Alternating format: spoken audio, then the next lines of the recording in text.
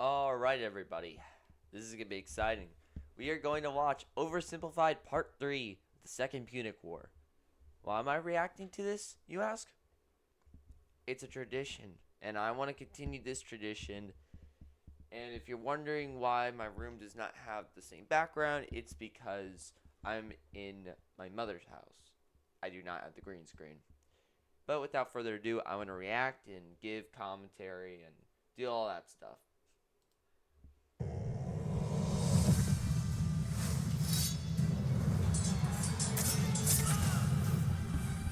Where we left off. Reacted to this 7 months ago. Then happy.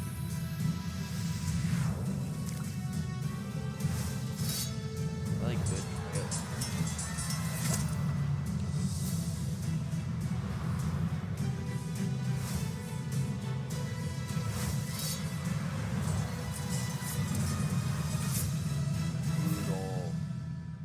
Brutal.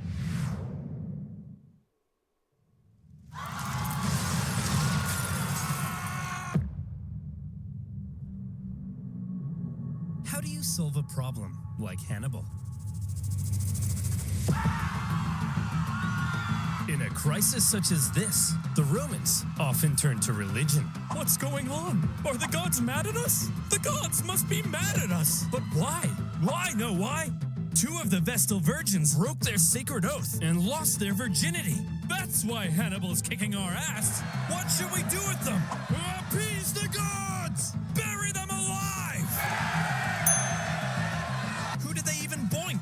It was those guys! Huh? What should we do with them? Beat them to death! Needless to say, the Romans were freaking out.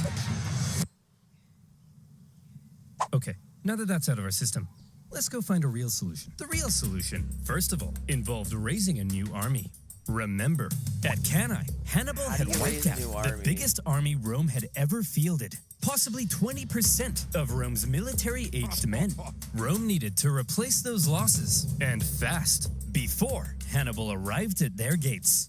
But where would those replacements come from? Rome had a few ideas. Quick! Lower the age of conscription! You! Put down those Digimons! You're a soldier now! Enlist all these slaves with the promise of freedom! And equip them with all these religious weapons and armor!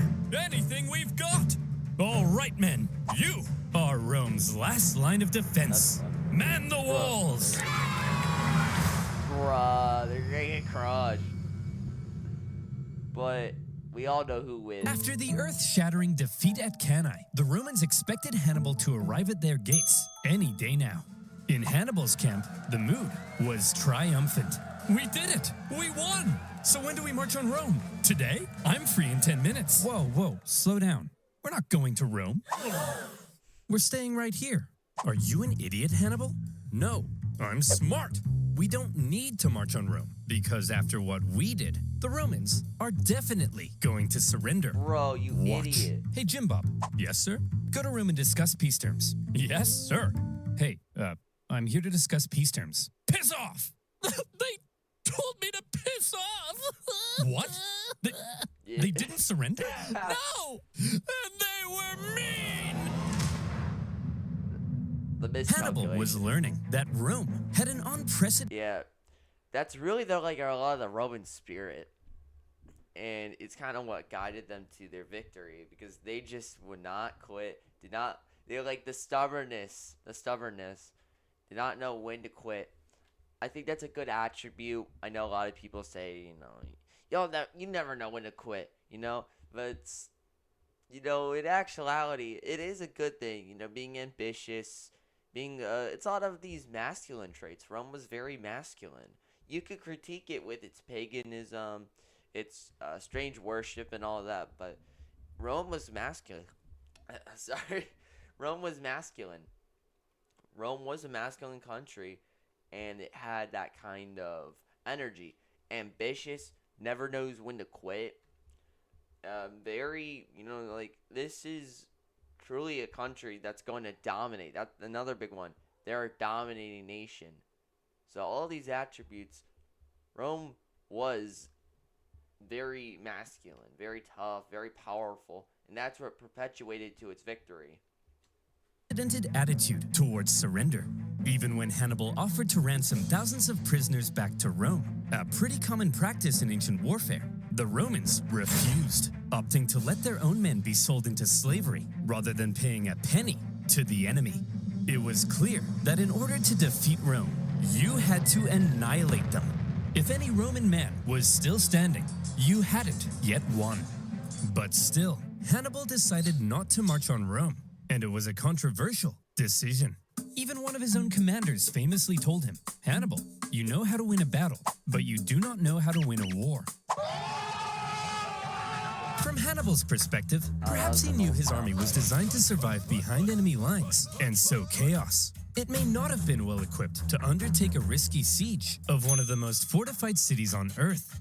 Plus, with many of the southern cities defecting to his side after Cannae, Hannibal likely thought things were going pretty well, as is. We'll stay the course. Okay, so the Romans didn't surrender after 3 major defeats. But surely they'll surrender after 4. Unfortunately for Hannibal, however, after Cannae, the Romans well and truly learnt their lesson. Well, would you look at that?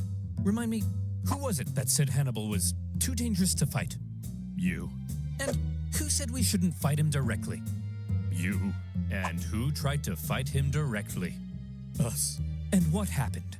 We lost 20% of our military-aged men. That's right.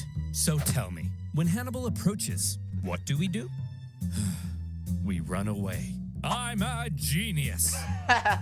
Clap for me. After Cannae, Fabius Maximus kind of became the unofficial leader of Rome. Even if others were elected consul, his influence was unparalleled, and Rome quickly reverted to the Fabian strategy of avoiding Hannibal. They knew they couldn't defeat him, so instead, they hoped they could at least contain him. They raised an impressively large number of men. That's a really smart strategy, and the reason being, Hannibal's whole thing is he came down to here. He's low in supplies. He's not supplied by Carthage yet. So this is actually a very genius move, the best move the Romans could have made. You don't directly come at someone who's much better at you. You try and drain him out. You try to drain him out. That's the plan. And honestly, I think that's a really good genius strategy. Makes perfect sense for him. Partly by enlisting teenagers, slaves, and criminals. And rather than trying to fight Hannibal, they instead turned their attention towards those treacherous southern cities that had switched sides. Thanks for joining the winning team, guys. Here's the deal. All you have to do is provide me some troops and defend your own city, since I'll be too busy to defend it for you. Now, I'm going to briefly turn around, look this way, and when I look back, you better not be being massacred by the Romans. Oh, for goodness sake! The Romans spread out their newly formed legions and began attacking the southern cities here, there, everywhere. The southern cities expected to have Hannibal's protection, and Hannibal was inundated with requests for help. He was forced to run around southern Italy, trying... That's another smart move, because Hannibal is only one guy, and the disadvantage for one guy is you can only go one place at a time. Granted, it would be smart if he came to north and, he was kind of going side by side, kind of. Or maybe just spread, has troops spread out to defend the cities, because those are smart. But, I still like the point still remains. Hannibal's the genius here. He would destroy the Romans, but he's only one guy. He can't beat all of them at once. And there's a lot of these southern cities. So the math doesn't add up for him. Trying to encourage defection while rescuing his own allies. But when he showed up, the Romans would often leave, only to come back the second he went away again. And as these southern cities found themselves being punished severely by the Romans... It almost reminds me of guerrilla warfare, actually. That, like a very early form of it. They began to realize that joining Hannibal... I think guerrilla warfare really is much closer to human nature, actually, than it is a military doctrine alone. At least that's my opinion, because everyone's had this kind of strategy and ideas. Everyone's, used this doctrine when they're in this position. And I don't believe it even had a name, but, even if it did have a name, I think the point still remains. I think this is something that comes naturally to what people do when they're in this position. When someone's kind of wanting to be smarter and, kind of fear, they do, people do that guerrilla warfare tactic. A lot of people do that, whether it is through war or, playing, hide and seek, maybe not hide and seek, but, just playing games with children. I feel like it is something that's much more in human nature. I mean, why do people have the inherent feeling of camping when they play a game for the first time? I really do think it's much closer to something of human nature than it is just a military doctrine. It is a military doctrine idea, but I personally see it as something also part of human nature and human psychology. I could be wrong, though. May not have been such a good idea. Hey! You think you're so big? Attacking my allies? Why don't you come out and face me? Because you're scary! The fickle southern cities frequently switched sides depending on who appeared to be winning, and the whole situation became a nightmare for Hannibal to control, playing a constant game of Roman whack-a-mole to fend off the enemy armies. Having not long ago seemed near extinction, the Romans had managed to turn the situation around by placing Hannibal in a clever predicament. If he left southern Italy, the southern cities would likely capitulate to Rome, meaning he couldn't leave. And since the Romans wouldn't fight him, he couldn't inflict any more dangerous defeats. For now, Hannibal had been muzzled. Southern Italy had been his prize for his impressive Italian campaign. But those clever Romans found a way to take his prize and turn it into his prison.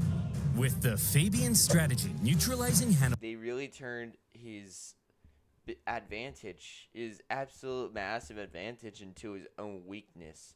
So, yeah, like, this guy's a pure genius. Love the dude. Based.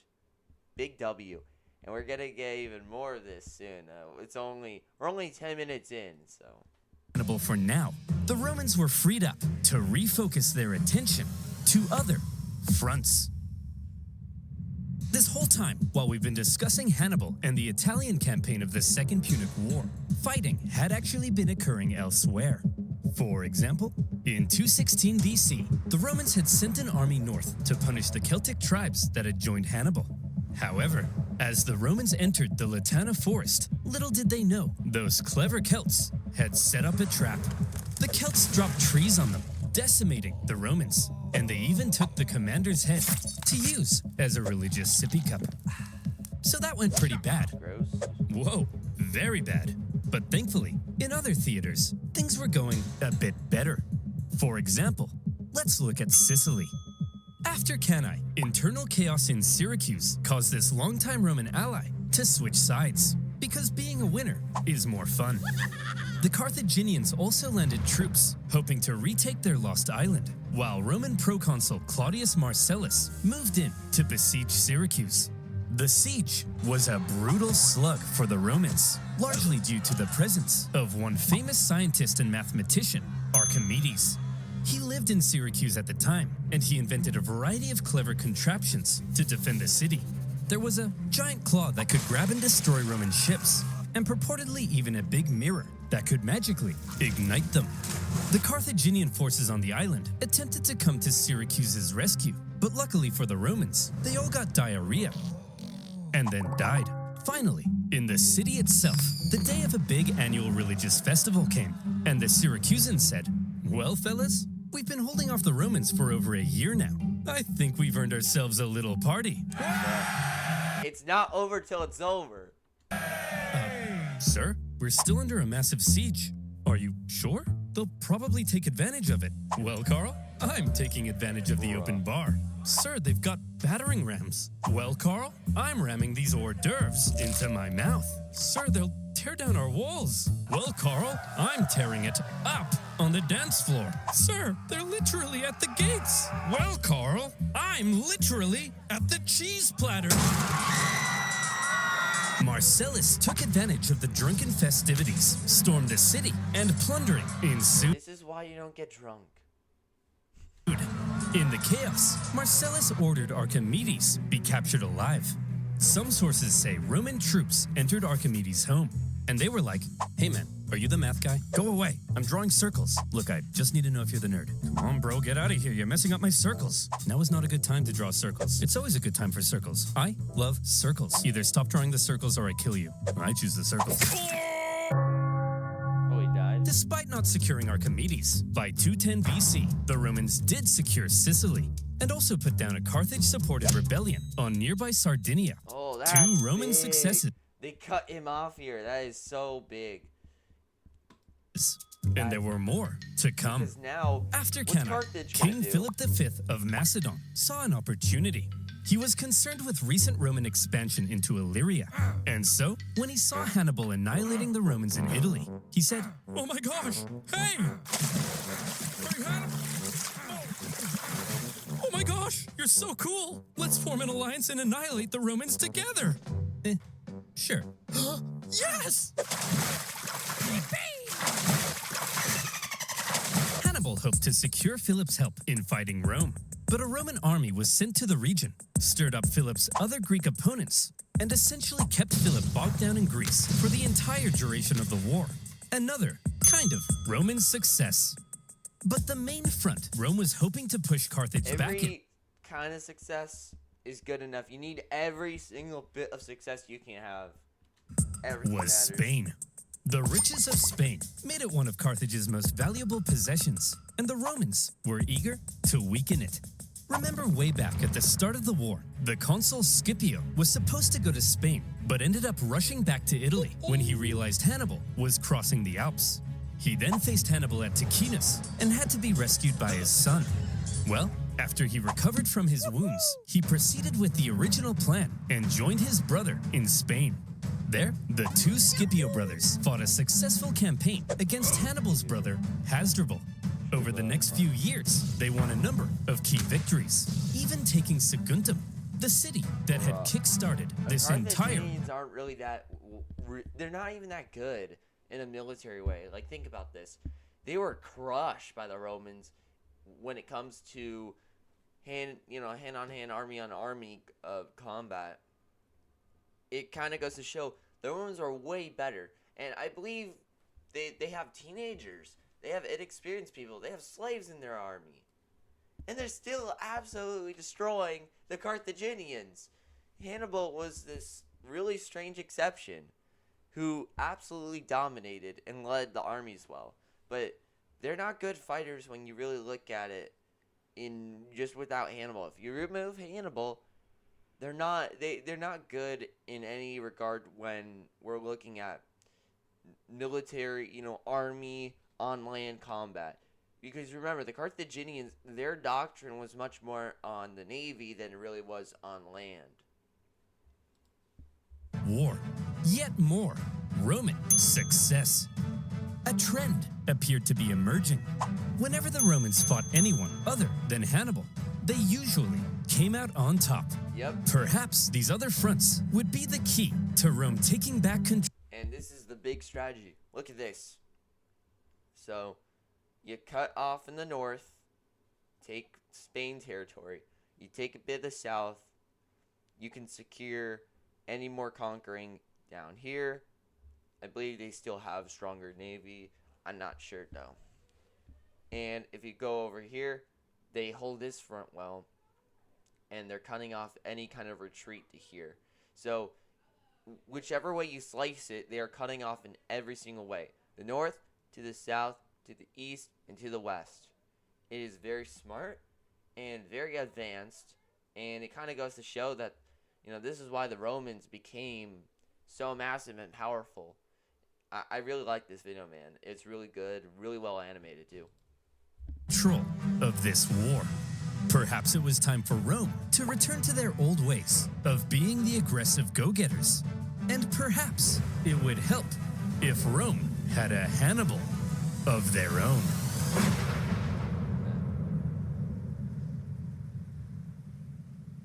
Scipio, the Younger, was the son of Publius Scipio, currently fighting in Spain. This made him a member of one of Rome's most prestigious families. Not much is known of his childhood, although there is one story of how he was getting hot and heavy with a young lady, only to have his dad barge in and drag him out wearing nothing but a cloak. This story was written by a Roman poet to make Scipio look bad, but by modern standards has ended up making him look pretty rad. My guess is if Rome had a high school football team, Scipio would be the quarterback. Scipio was only 18 when the Second Punic War broke out. He was at the Battle of Ticinus, where he famously rescued his father, and he was one of the survivors of the Battle of Cannae, after which he threatened to cut down any man who dared abandon Rome. He was a natural leader and up to his ears in spunk, and therefore he rose through the Roman ranks shockingly fast. We need a new military tribune, but Hannibal has killed so many men, we're running out of options. Put me in, coach. Scipio, you're only 20. You can't be a tribune. Come on, coach. Put me in. Well, you do have a lot of spunk. All right, you're hired. We need to elect a new Edom. And that sound. Remember, he's like recording from some studio. Okay, you gotta say, brah, and say in the weirdest way you can. Ready? Okay. Brah. Saying it from like some $1 million studio, literally. Who do we have left? Put me in, coach. Scipio, you don't meet the minimum age requirement. I got this, coach. I got this. Well, okay then. Bro. You're in. Ugh, my room's a mess. I gotta cook dinner. Oh, and would you look at that? My fly's down. Life sucks. Put me in, coach. Wow, you're so spunky. When Scipio was like, this is perfect, dude. This is like an awesome, charismatic. You want people like this. People like this are what we need in our society right now. People who are ambitious, love their country, and willing to do anything. You know, the kind of guy who comes in and says, "Put me in, coach." That would actually make a good slogan. That would honestly make a good slogan. I'm not into sports as much, but, you know, if I ever was in sports, that would be my slogan. Put me in, coach. 25, however, he received some bad news. His father and uncle in Spain had both been defeated in battle, and shockingly, both of them were killed. The news must have been devastating for the young Scipio, but it was also devastating for Rome, as almost all of their Spanish gains were wiped away. Ooh. Okay, listen up. We need someone to go and replace Maybe I take back what I said. Scipio's in Spain. So, who's up for it? Come on, who's gonna go? Fabius, Spain seems unwinnable. There's no glory to be had there. Yeah, the glory is here, defending the homeland from Hannibal. Well, somebody has to go. I said, well, somebody has to go. Put me in, coach! Scipio was eager to be the one to go and replace his father and uncle. That's like the youthful energy that I gotta put into. I gotta really put in that effort more. I love that. I just love that, man. In Spain. However, there was concern amongst the older senators. You're only 26. You can't lead a military campaign. And you're 71. You can't stand up without a little urine dribbling down your leg. That's a good point. Absolutely right. Scipio didn't meet the typical requirements for the position, but as the only person willing to go, this young piece of hot Roman meat was unanimously elected proconsul and sent to lead the Roman armies in Spain. Let's go. He hoped to carry out a campaign as impressive as Hannibal's had been in Italy. In fact, Scipio rather admired the one-eyed general. Scipio, you've got a Hannibal poster in your room. Yes, but he's the enemy. I'll let you in on a secret, Billy. You know how we're gonna win this war? By marching straight at the enemy? No, that's the old way. We've gotta be less Roman and a little more Hannibal. Hey, by the way, don't just barge into my room. That's an infringement of my privacy. Privacy? What? No. Only between me and correcting something. So on simple, that's supporting my. Oh yeah. Hannibal contained a young piece of hot Roman meat sent to lead the Roman armies in Spain. Scipio was charismatic, extremely confident, bold, and probably most importantly of all, He thought differently from other Roman generals. big. So, Skippy, It's probably also because he's young, right?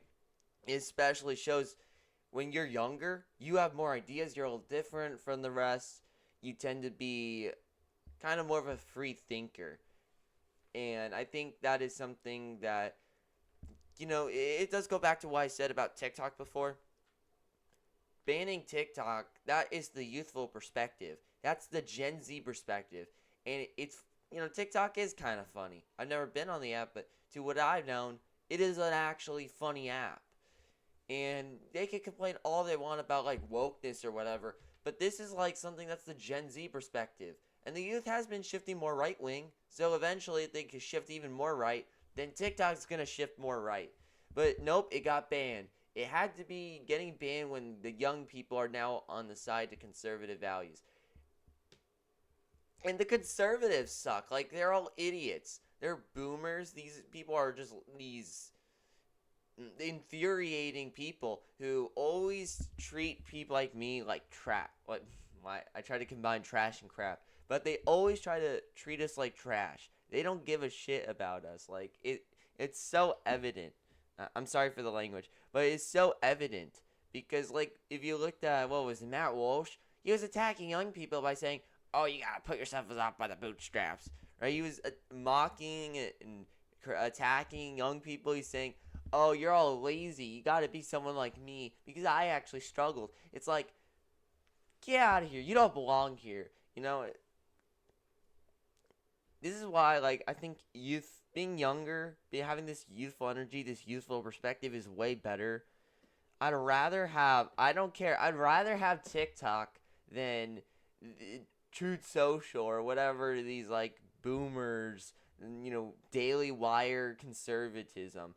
Literally, it's Daily Wire conservative values where the only thing they conserve is Israel.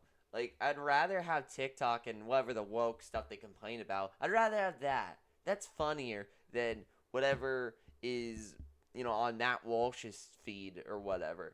People like that. Because they are so disrespectful, so awful towards the youth. And, we brought Trump into power. Well, I'm 16, I didn't vote. But all the 18, 20-year-old young men, especially white men, too, other races, but especially evident with whites, came out to vote for Trump, gave Trump the victory in the swing states. I don't want to rant on too much here, and I don't want to go too political in a history video. I apologize for that. But, no, I'm just saying, we got to prioritize the youth again. Gen Z is the future. Gen Z is a good generation. I don't care what anyone says. And we got to help our young people. We got to help our youth. We got to be there for our youth. And Scipio is the perfect example of someone as a leader for the youth to give a voice to us. Because, we need more ambitious young men. It is so evidently clear. I think, having more ambitious young men come in and giving them those positions, helping them become that voice for us. We need that. And, and especially I think that our biggest voice, our biggest speaker and representative for us is God. That's our biggest representative for us. It really is God. And we are ambassadors of Christ. And I love that. I get to be an ambassador for him. What's the plan? Don't call me that. We're Roman, so same thing as usual, right? We march straight at the enemy, right?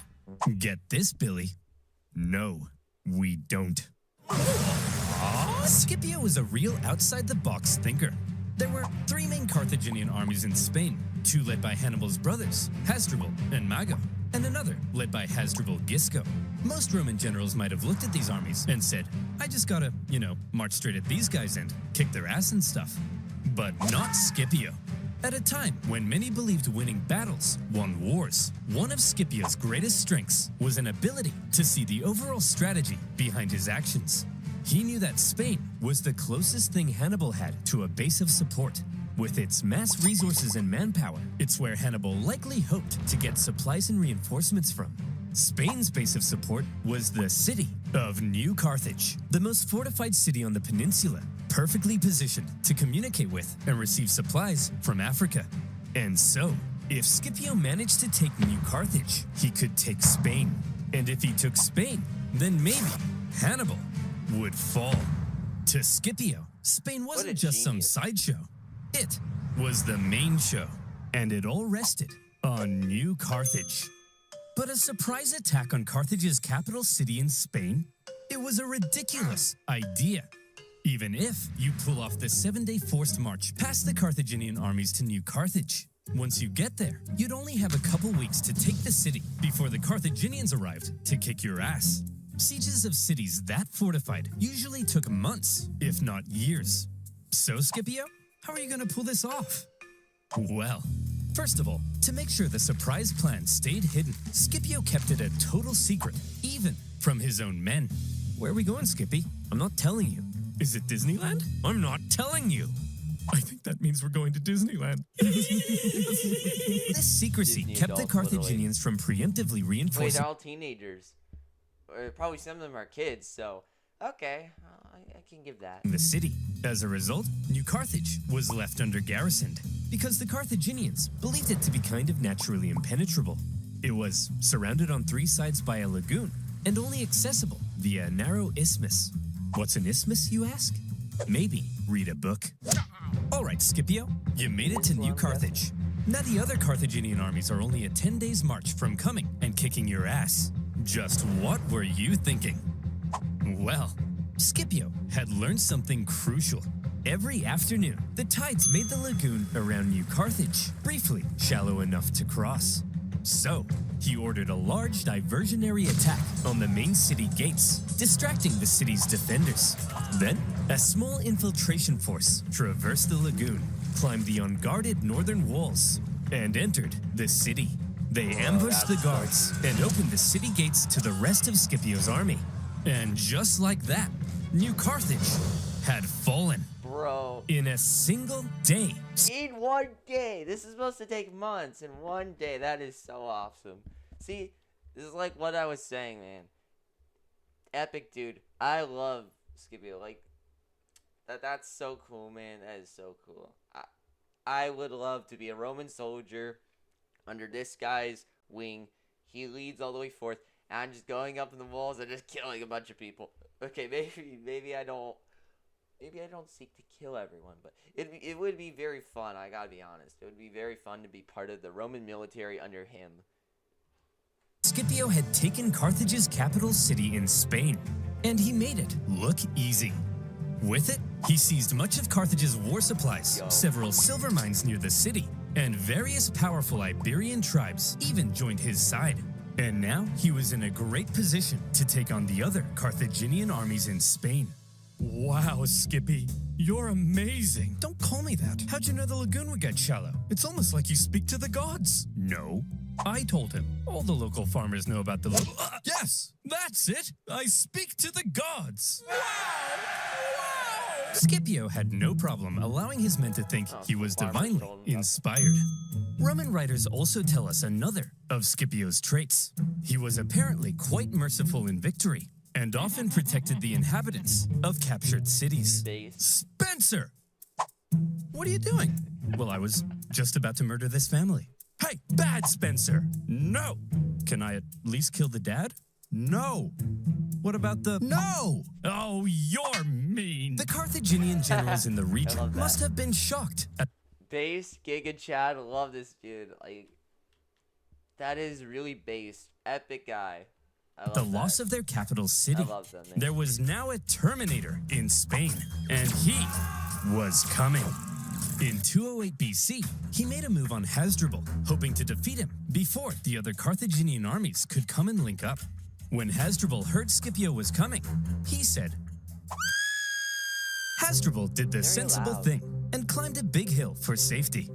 Hey, get down here. I want to kill you. Fat chance, Vin Diesel. Well, he doesn't have to be rude. So what's the plan then, Scipio? This time, we march straight up and at him. Right? Right, Scipio? Billy? No. Scipio once again displayed a distinctly not Roman approach to fighting, when instead of marching straight up and at him, Scipio feigned a frontal skirmish, only to pull off a surprise uphill in the... He relies a lot on diversion, I notice, with these two examples. You know, one was the Lagoon campaign where at New Carthage, he had a distracting force, and then his main thing came in. So it seems like that's his main game, which you're kind of limited here. There's not that many things you can do, especially with this technology where, there's no options for both melee and range. You kind of have to only rely on melee and, all that stuff. But yeah, like this is a very, I guess it would be a Scipio trademark, doing this kind of distracting diversion strategy, which, I think is very genius. At the time, or in hindsight now, it's kind of, yeah, obviously you can do that, but, back then it was a lot more complex, right? That was not something that people really thought much of, because if you do one thing, what's the saying? If it ain't broke, don't fix it. Well, it never really, it was never really broken until Hannibal came in. And what I mean by that is just running straight at the enemy. That was quite, it would win every time. So no one really thought about reform or fixing. You reform things when there's a problem. That's why there's politics. Politic from Aristotle means problems or problem in a city. So, yeah, Scipio's filling in a reform. Hindsight seems kind of obvious, but back then that was mind-blowing, which I think is really cool, man. I really find that to be, like, Scipio was really ahead of his time. I really give him credit for that. Development. Not an easy thing to do, but Scipio had trained his army to pull off maneuvers that typical Roman armies couldn't. After the battle, the defeated Hasdrubal... Like, all of them are young. I love that. Just imagine just an army of teenagers under a 26-year-old ambitious leader. It really feels like Napoleon. He's literally Napoleon from the ancient world. Fled Spain, hoping to link up with his brother Hannibal. Maybe not that amazing. I might give Hannibal a little more credit, but Scipio definitely is up there. In Italy. And Hannibal desperately needed the help. As Scipio was dominating in Spain, Hannibal's struggles in southern Italy continued. He was convinced that if he just received ample supplies and reinforcements, he could reverse his fortunes and get back to kicking Rome's ass. But for the remainder of the war, he would suffer a frustrating lack of support from the Carthaginian Senate. After Cannae, Hannibal had sent his brother Mago to Carthage, where he famously poured out golden rings taken from fallen Roman knights. He told the Senate that with reinforcements, Hannibal could finish the job. But a growing faction in the Senate, possibly jealous of Hannibal's rising influence, opposed sending any help. In the end, a large number of the reinforcements gathered for Hannibal now ended up being diverted to stop Scipio in Spain. Just as he had hoped, Scipio's campaign in Spain was actively harming Hannibal in Italy. However, that's kind of an idiot move. That, like, jealousy really destroys a country. And this is why, like, Senates kind of suck a lot, because you gotta have those problems where people always divide on each other. And that is the advantage of having a monarch. The monarch will, he's never really threatened in power. And so if he has, like, a military leader doing absolutely well, he's gonna send supplies, no duh, right? And also the same thing about if it were the king doing that, it's him alone. He's leading and he can make those decisions. So yeah, like, it really goes to show, that's a disadvantage when you have, senates. And this is kind of why the Republic probably fell too. There's probably a lot of people who, were corrupt and kind of paying off each other and were jealous of each other and, had a lot of anger. And, you kind of had this one guy come in and really change everything. So, yeah, I mean, it does kind of go to show. It's a good example of why I'm, in favor more of a monarchy. Because you just have so many problems when you have this, these democracies and republics that happen so many times where they split apart and, there's jealousy and division. Not saying it doesn't happen to monarchs, but it's usually less. Those reinforcements meant that when Scipio made a move on the remaining Carthaginian armies in Spain, they now likely outnumbered him. With the odds heavily stacked against him, it would take some serious skill to win this battle. This time we're gonna march straight at them, right? No, Billy! Ooh. The preceding Battle of Alipa is often considered Scipio's masterpiece because it was positively oozing with deception and trickery. First, both sides spent. I love those strategies, man. That's something I really love about like watching military battles, deception and tactics, and it's like these really interesting details. I love that. Several days forming up and facing off without actually fighting. On each day, Scipio placed his strongest Roman legions in the center with his weaker Iberian allies on the sides. Seeing this, the Carthaginians were like, "This guy's an idiot. We've seen his plan. His strongest troops are going to be in the center. So let's form all of our battle plans based on this information. I'm sure he won't change anything at the last minute." Then, when the day of battle came, Scipio woke up the Carthaginians with an early morning attack, causing them to rush out of camp without breakfast. When the Carthaginians lined up with their strongest troops in the center to meet Scipio's, they were stunned to find that Scipio had completely reversed his order. The weaker Carthaginian sides now found Scipio's strongest bearing down on them. Then, in an extremely impressive maneuver, the well-trained Roman wings even stretched out during their approach, hitting the Carthaginians from the sides. The Carthaginian center could have turned to help, but Scipio had ordered his center to approach so slowly that Carthage's center could do nothing but just stand and wait.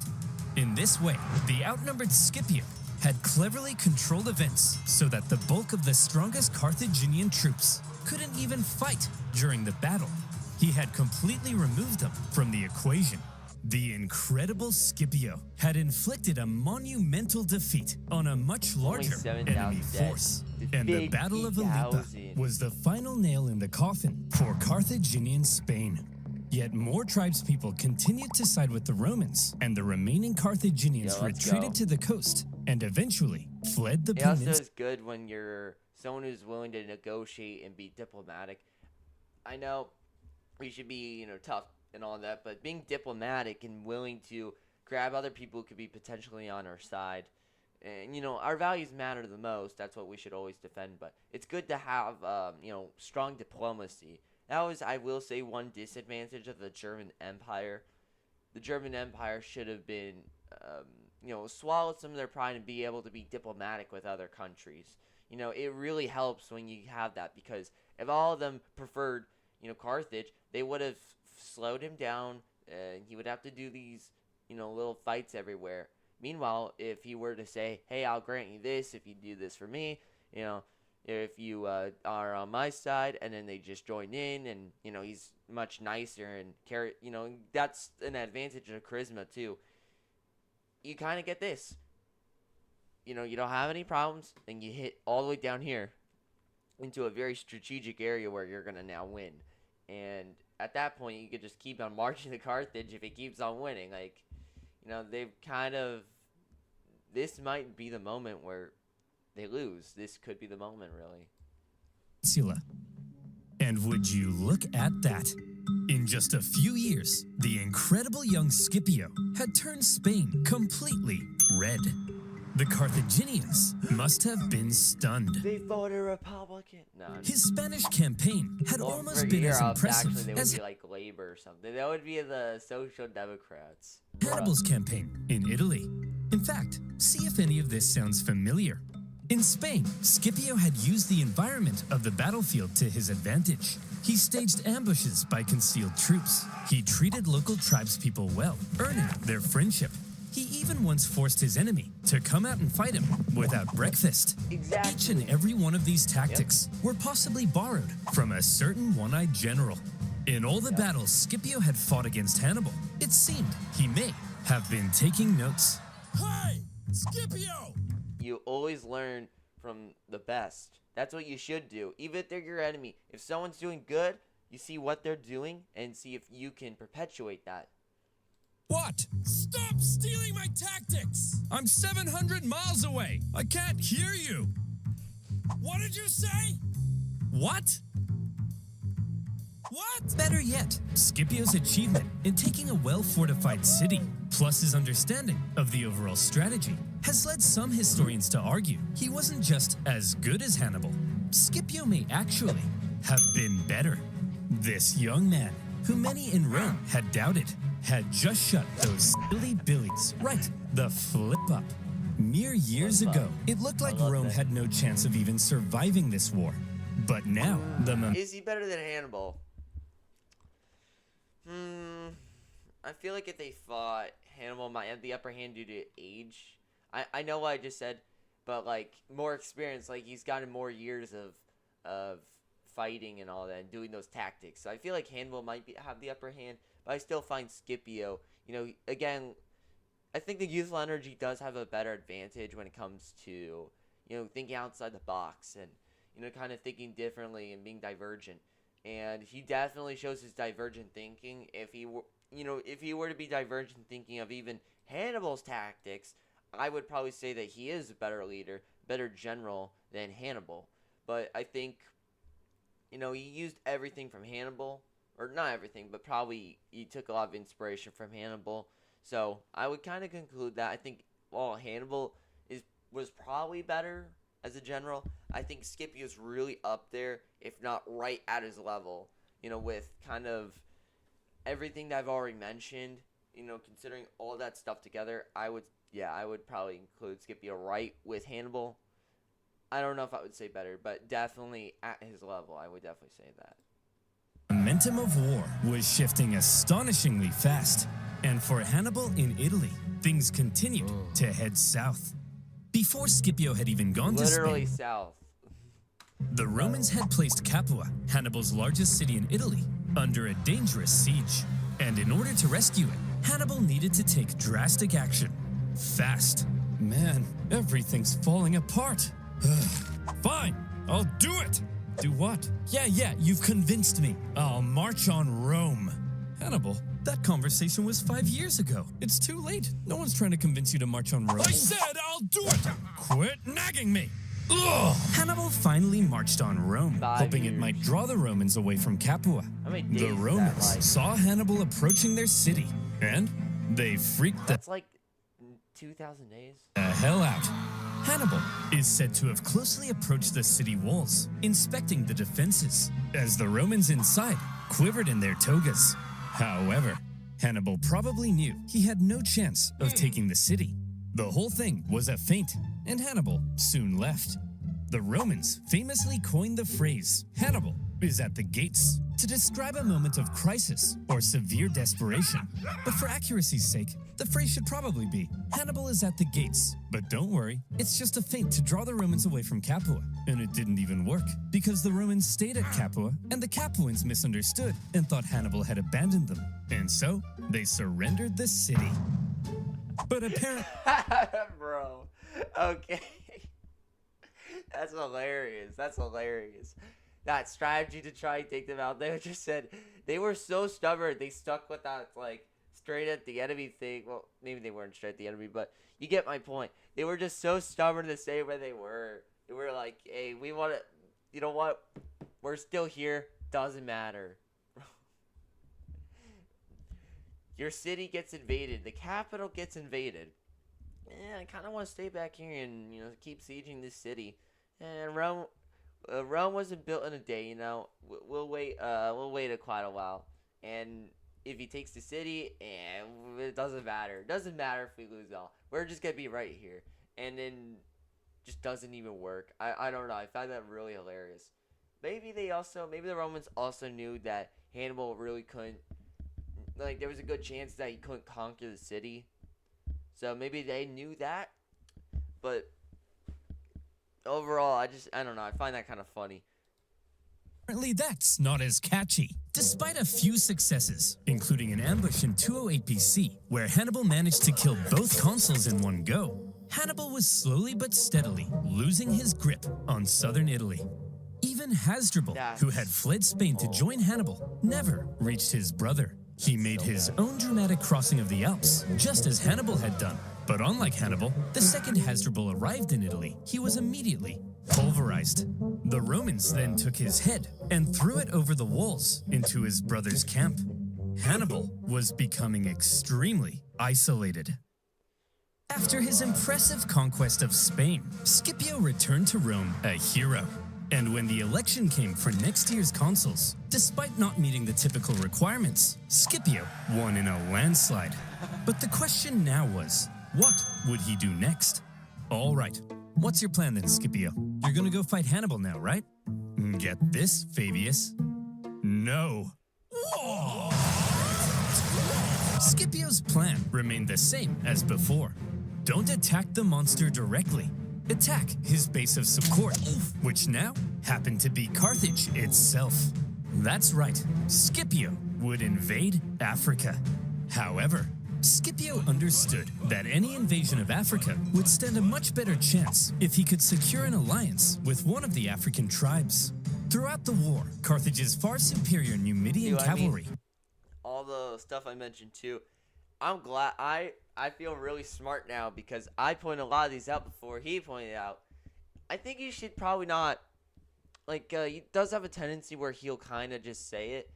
I think you could keep it a little more secret. I mean, you could mention it more in later part of the video, but you could be a little more secret, let people kind of be like, oh, there's this and that, like, you know, point it out themselves.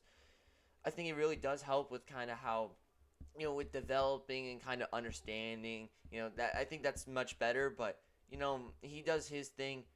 A great video. I think this video maybe is better, or not as better, but maybe is best out of the Punic Wars episodes. It may be the best one in my opinion, really. Just maybe, I think number 2, or was it number 1, had better animation though. I still like this one though. This one's really good. Which came from this part of Africa, had played a critical role in winning battles. I think the 8 months Numidia was divided between two rival I'm willing to kings. wait 8 months. In the east, the king Syphax had sympathized with These are Rome like for much of the movies, war, basically. and Mini so at movies. some point, Scipio visited Syphax to ratify a treaty. It just so happened, however, that the Carthaginian general Hasdrubal Gisco, whom Scipio had fought in Spain, also arrived at the exact same time. And so Syphax invited both Scipio and Gisco for a meal. The two men fought for Syphax's alliance, and by Roman accounts, Scipio was positively charming. Come on, Syphax, stick with us Romans. We'll build a naked statue of you. Very enticing. If you join our side, Syphax, we'll give you a 2% discount on figs. You like figs, don't you? Not really. Hey, Syphax, check this out. Wow! Hey, Syphax, check this out. Did he just defecate? I believe he did.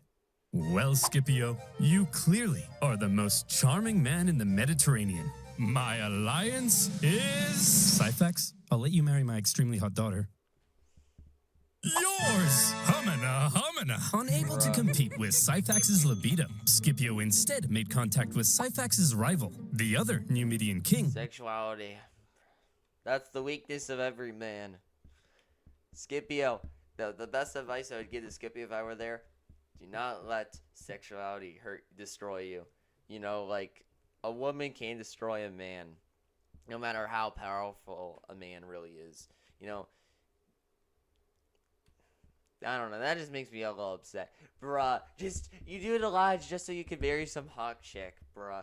If you're a powerful leader, you could grab any hot chick. Doesn't even make sense. None of this makes sense.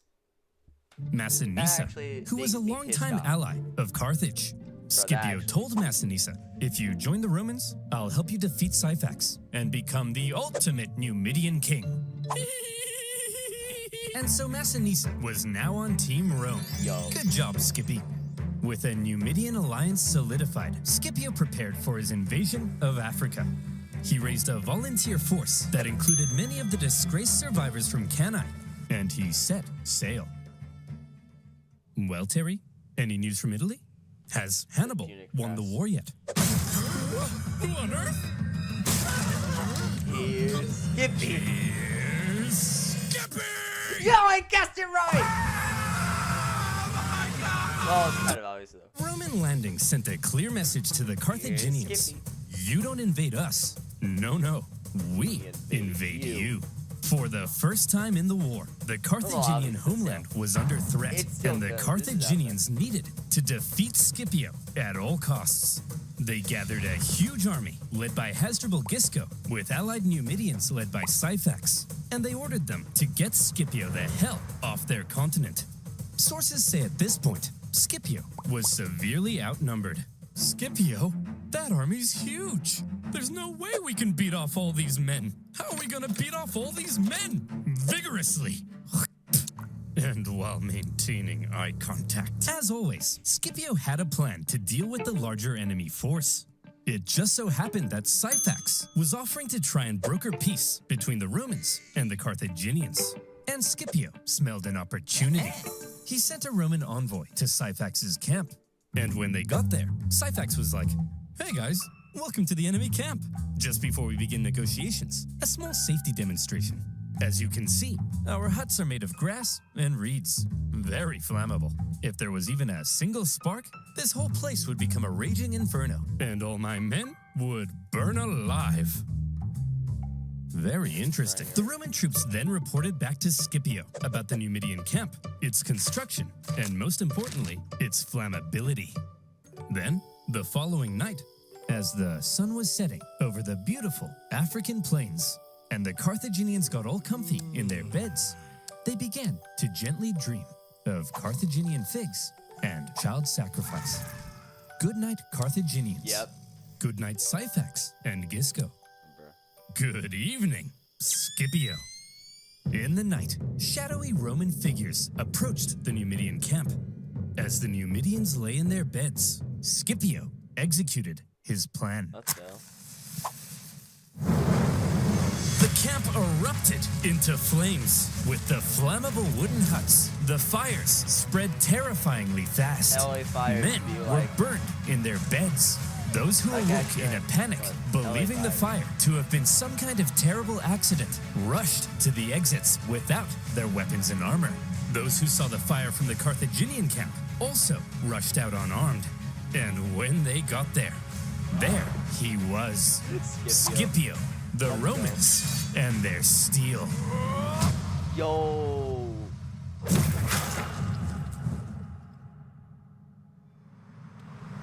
Fatality.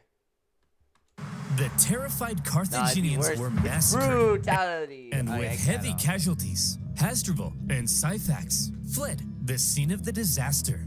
Scipio followed this incredible success with another victory against the pair at the Battle of the Great Plains. After that, Massinissa chased his rival Syphax into his kingdom, where Syphax was captured. Massinissa was now the ultimate Numidian king. He entered Syphax's capital city. He seized Syphax's palace. He even married Syphax's wife. Let's go. And when Scipio got Okay. mad at him for marrying a Carthaginian girl, he then poisoned his wife. Let's Bo- go. Let's go. Boys will be boys. Boys will be boys. Boys will be boys. I love this. Don't marry that slut. Okay. And then poisons her. Proceeds to poison her. Hashtag no simp. I love this. I love Scipio. This is epic, bro. You have one man, he's weak. He's weak-minded, and he's controlled by his private parts. The other one is controlled by his brain, and he thinks clearly, and he's for the boys. Bros before hoes. Bros before hoes. Okay, I'm sorry. I'm being a little bit too energetic here. I'm sorry. I'm being a little bit too much. I gotta calm down. I gotta calm down. But yeah, epic. Just best clip of the whole video, honestly. Having defeated the Carthaginian armies in Africa, almost nothing now stood between Scipio and Carthage. And the Carthaginians were freaking out. What do we do? What do we do? There's only one thing left to do. Recall him. Hannibal. Well, Hannibal, you've been here in Italy for 16 years. This is practically your home. You're basically Italian. Yes, Gerald, and I've had such a lovely time. I ate spaghetti, did this with my hands. I've committed my whole life to this campaign, and once Rome has fallen, it'll all have been worth it. Hannibal, you have to return to Carthage. Your Italian campaign has been for nothing. Your whole life has been a waste. No! Imagine being Hannibal in this moment. That's You gotta left hurt. Carthage when you were 9. You probably barely even recognize your own homeland. The kingdom he had built in Spain with his father? Gone. And now his Italian campaign, his vengeance. Was it really all for nothing? I like But this. He's giving the perspective of different people and, really trying to make you kind of see them as more than just an historical figure, but really an actual person that actually did that stuff. I really like that. That's that's what we need more of. That's really, I think, one of the best parts of Oversimplified, which I wish I mentioned more of, but still, the point still remains. I like that he kind of gives that perspective to them. You can kind of see how they act, internally, because the problem with history is you kind of you don't really, unless you have notes and specific, texts that were written, you don't really see anyone's perspective. Really, you kind of just see dates and charts, and that's how most people kind of see it. But if you look at them and how, if you look at their internal structuring, you try and find ways of relating to them. You really see them more than just someone who was there during 1830 or 1150 BC. You kind of see them as that person existed, and if I were at the timeline, I would see them as a human being. It's really cool. It's just really cool, and that's I think one of the best things about history.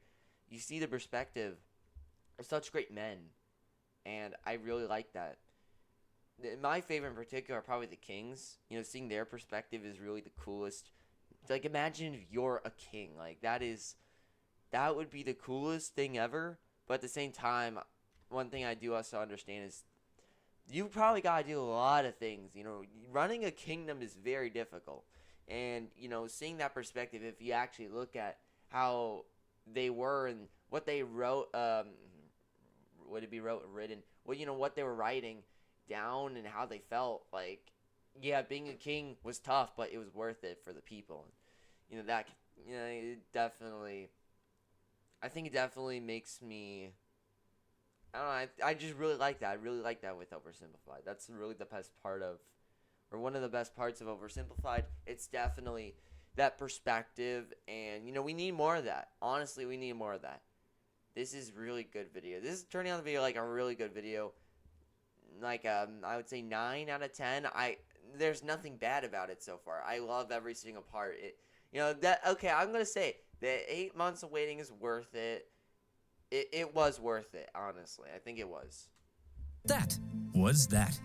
Carthage was under threat, and Hannibal had to protect his home city. As he left Italy, in Rome, there was celebration, but also some trepidation. Now, Scipio would have to face Hannibal in Africa, where Hannibal would have home advantage. While Hannibal was on his way, the Carthaginians stalled for time and approached Scipio for peace talks. Hey, look, we never meant to start an all-out 2-decade-long war, but you did. No, that was Hannibal. That's crazy. He would have been a little kid when this whole catastrophe started. How old would he be? How old is he now? I think it was 26. He started 21. So he probably would have been in his teenage years when Hannibal started his campaign. He would have been I'm guessing 14, and then there would be a decade and the next decade. Yeah, bro, that's crazy. He would have been really young. Younger than me, I feel. If it's 2 decades, it really depends how old he is. If he's 30 right now, he would have been 10 years old then. I don't know how old he is right now, but if he's 26, dang, he would have been 6 years old. He's to blame for all of this. Well, all right then. Sign this peace treaty. Okay. Let me just get my signature right on there. He's here. Yes! Oh, look who's here, you bald prick! You're so dead now, Skippy. Don't call me that!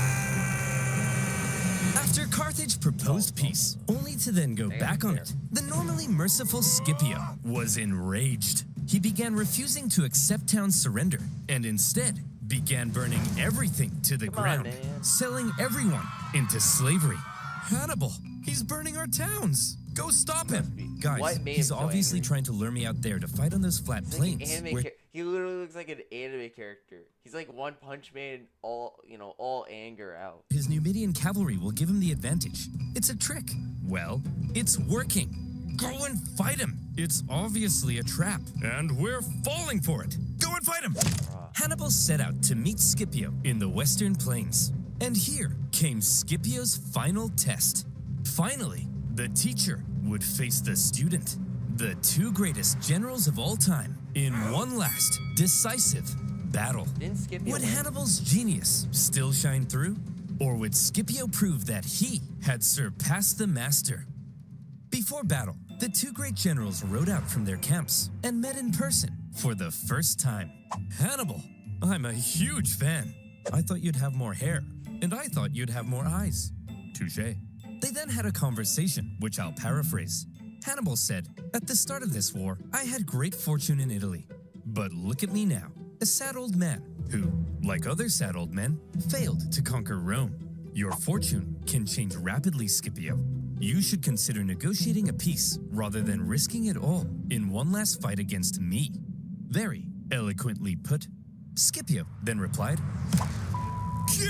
Negotiate? Negotiate what? I took Spain. I'm about to burn your pathetic city to the ground. What could you offer me in negotiations? I already have it all! Ah!"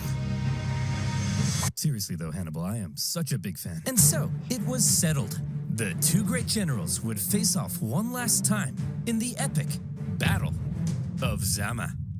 Why Scipio gave his men, I consisting wonder of what many made him so angry though. I guess it was like he was ready to win and get it over with, and then Hannibal just comes along, and Hannibal's really good, so it's gonna be even harder. I guess that would be my guess of why he was so angry. survivors from Cannae, a pre-battle speech, telling them not only would they gain redemption, but they could become masters of the world. Hannibal told his men probably nothing, because most of them didn't even speak the same language. As the Okay, two he's armies cooked. He's cooked. lined up for battle, something interesting became clear. Hannibal had more infantry and hoped to use them to brute strength the Romans. But Scipio had the nimble Numidian cavalry and hoped to pull off an envelopment. It was a complete role reversal of Ooh. Cannae. Remember what happened to Napoleon? Napoleon, as he aged, became way less decisive in his victories. He became way less strategic. I think the same case may happen to Hannibal, where he's getting a little bit less, smart and strategic, and a little bit more run straight at the enemy. Same thing happened with all the other generals after the Mexican-American War. You had all the generals during the Civil War kind of be a lot more indecisive, just a little bit more like casual and not as ambitious, because they were all like in their 60s. I think they were 50s or 60s. I think they were in that age. But back to the point, yeah, I think same case is happening now. We'll see what Oversimplified says, but I'm calling it. I think that's what's going on. As the battle began, Hannibal made his first move. Hey, Hannibal's prime, he's probably better, but I don't think he's going to be that good against Scipio with, now this guy's like, how old? He's probably in his 40s or maybe in the late 40s at this time. He sent his 80 war elephants to smash through and weaken the Roman infantry. Scipio had the perfect response. He had altered his formation to create passages between the Roman maniples. His light troops stepped aside at the right moment, revealing the gaps ahead of the charging elephants. Elephants, if given the choice between a suicide charge into spears or a nice clean escape, will probably choose the escape. And that's what happened. Some elephants were so frightened from the noise that they even turned and smashed back into the Carthaginian cavalry, which the Roman cavalry then engaged. Your move, Hannibal. Hannibal wasn't an idiot. He knew that he was fighting superior Numidian cavalry on open plains. So when his weaker cavalry ended up being routed from the battlefield, he probably wasn't surprised and hoped the Roman cavalry would be lured as far from the battlefield as possible, because his infantry needed time to do a clever little job. Hannibal had the numerical advantage, and he had positioned his army in 3 lines. The weaker troops were at the front, while his best men, the army that had been with him in Italy, were in the rear. As the Romans smashed into the weaker front lines, they managed to cut through them, but suffered losses and exhaustion in doing so. The same with Hannibal's second line, so that by the time the Romans reached Hannibal's superior third line, the two sides may have now been about equal in number. But the exhausted Romans had just fought an entire battle to get there, while the remaining Carthaginians were fresh and ready to go. Hannibal was still a genius. And this is where the final race began. Could Hannibal's stronger infantry finish off the Romans before the Roman cavalry returned from their pursuit? Who would be quicker, the Carthaginian infantry or the Roman cavalry? The answer: the cavalry. They had called off their pursuit just in time to turn around and hit Hannibal from the rear. And that was the deciding move. As the sandwiched Carthaginians were hacked to pieces, Hannibal knew he had lost, and he is. Alright guys, update. It's much later in the day. I had to go to school. I got the break for tomorrow, so that's really awesome. We're just going to continue on where we left off. Just wanted to explain what was going on here. I'm at my dad's house now, so. And he escaped the battlefield. It was a battle that some historians say was well fought on both sides. Both showed their genius, but fortune fell in the favor of Scipio. With just a few thousand Roman casualties compared to 40,000 Carthaginians, Scipio had won. Hannibal advised the Carthaginian Senate that it was time to surrender. 17 years of war, finally over. The terms Rome placed on Carthage were harsh. They lost territory and were fair. That is so fair. Imagine nearly 20 years of just murdering, the murder of your own people, your own lands getting conquered, your homeland being invaded. Like, imagine all that stuff. Honestly, just annex the whole thing. Carthage shouldn't even exist at that point. Prohibited from starting any more wars with anyone without Rome's explicit permission. Carthage basically became a weak Roman client state. And what of these two military geniuses? Well, Scipio returned to Rome triumphant. For his victory in Africa, he was given the title Scipio Africanus. He had delivered Rome from an existential threat. And so, from here on out, he was primed to dominate Roman politics. He was even offered to become consul for life, but he humbly refused. Politics being what it is, however, jealousy eventually grew. Scipio and his family ended up battling accusations of corruption, and Scipio, possibly becoming tired of Roman politics, retired to a nice country house by the coast. Hannibal also took a leading role in Good thing it didn't fall off. Carthaginian politics after the war. But again, due to jealousy, factionalism, and a possibility of arrest by the Romans, he eventually entered exile. He spent the remainder of his years out east, even advising enemies Literally, it's a tale of two generals. of Rome. Rome's hatred of Hannibal endured, and they never stopped hoping to someday capture the monster. One story is told of how when a much older Hannibal was chilling in the city of Ephesus, a Roman delegation was sent to the city, and in that delegation was Scipio Africanus. The two men met for the second time, and they seemed to have gotten along quite well. Scipio asked Hannibal who he thought the three greatest generals of all time were. Hannibal placed Alexander the Great in number 1, Pyrrhus of Epirus in number 2, and in third place, himself. Scipio then asked, "And what if you had defeated me at Zama?" "Well, Scipio, then I would have been the greatest general of all time. Please, call me Skippy."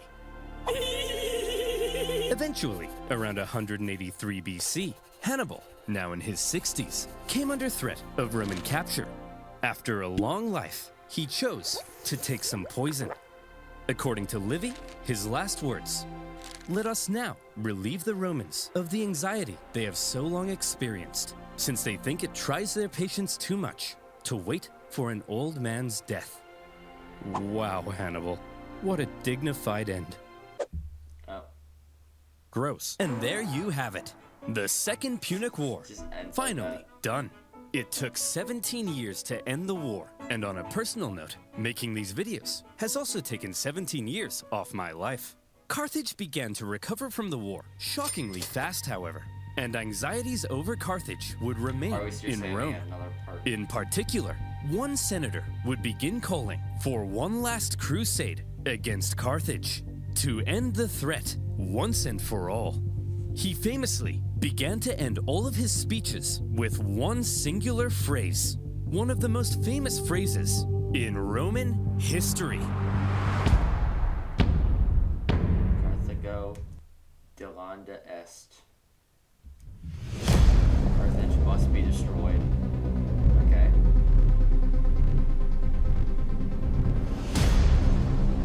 Third Punic War Oversimplified coming eventually. We have another one. Oh god, give me a break.